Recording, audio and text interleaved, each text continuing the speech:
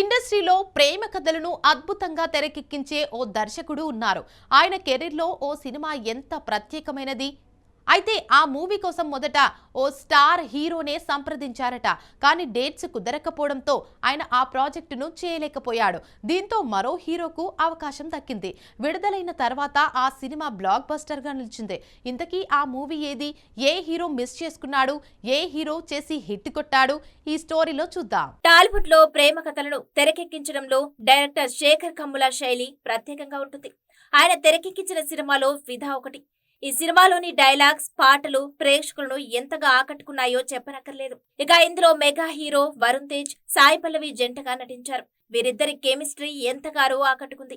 కానీ ఈ ఫిదా సినిమాకు ముందుగా మహేష్ బాబును హీరోగా అనుకున్నారట డైరెక్టర్. అయితే మహేష్ నటించాల్సిన సినిమాలోకి వరుణ్ తేజ్ ఎలా వచ్చాడో గతంలో ఓ ఇంటర్వ్యూలో చెప్పుకొచ్చాడు శేఖర్ కమ్ముల. ఇక గోదావరి, ఆనంద్ సినిమాలు ప్రేక్షకుల మనసులో ప్రత్యేక స్థానాన్ని సంపాదించుకున్నాయి. అదే నమ్మకంతో ఫిదా సినిమాను రాసుకున్నట్లు చెప్పారు శేఖర్ కమ్ముల.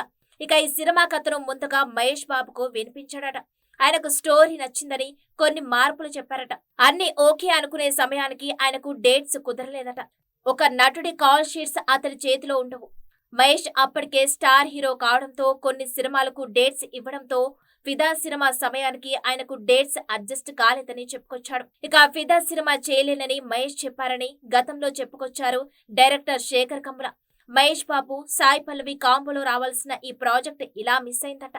ఇక ఈ సినిమాకు ముందు సాయి పల్లవి కాకుండా దీపికా పదుకొనెలతో అనుకున్నారట. చివరకు సాయి పల్లవి, వరుణ్ తేజ్ కాంబోలో వచ్చింది.